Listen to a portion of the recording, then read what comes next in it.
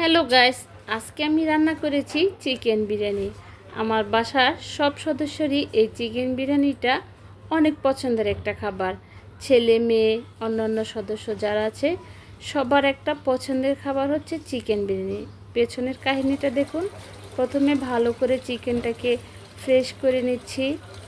চিকেনটাকে ভালো করে ফ্রেশ করে নিতে হবে, কারণ চিকেন একটু ময়লা থাকে, সেজন্য ভালো করে ফ্রেশ করে নিয়ে এরপর এটাকে পানিটা ঝরিয়ে একটা পাত্রের মধ্যে রেখে দিয়েছি।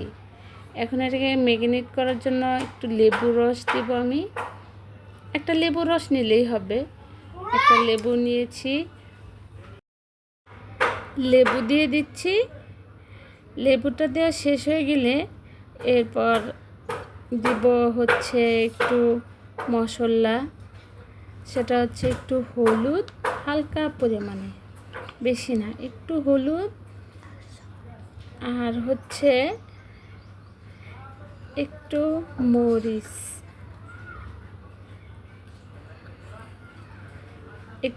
দিয়ে নিচ্ছি। মরিচের গুঁড়ো আর কি, সব কিছুর গুঁড়ো। তারপরে হচ্ছে পরিমাণ মতো লবণটা দেওয়া হয়ে গেছে। এখন আপনি এটাকে ভালো করে একটু মিক্সড করে নিন। আমি হাত দিয়ে মিক্সড করে নিই, কারণ এমনিতেই করতেছি। এটা আপনারা শিখে নিতে পারেন হাত ছাড়া। এরকম করে আমি সব কাজে করি, হাত জ্বলবে। এটাকে রেখে দেবো এখন কয়েক মিনিট।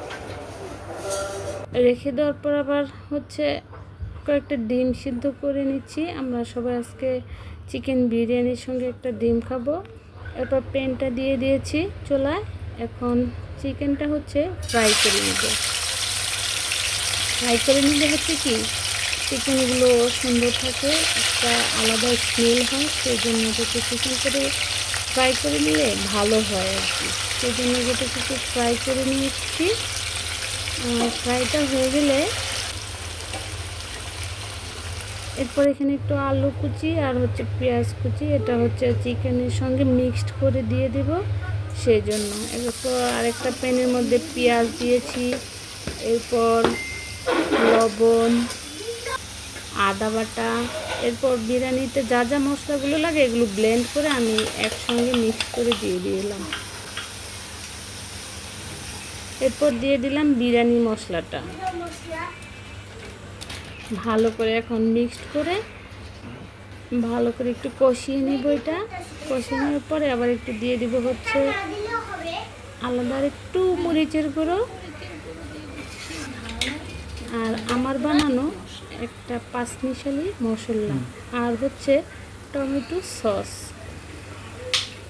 এটা দিয়ে মাংসটাকে ভালো করে অনেক সময় নিয়ে কষিয়ে নিব।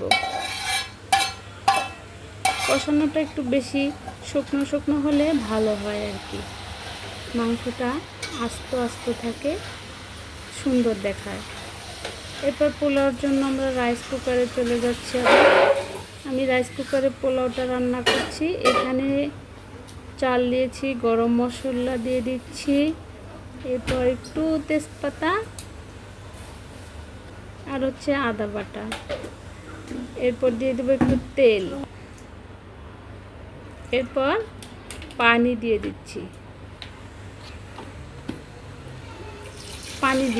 এরপর লবণও দিয়েছি, পানি দিয়েছি।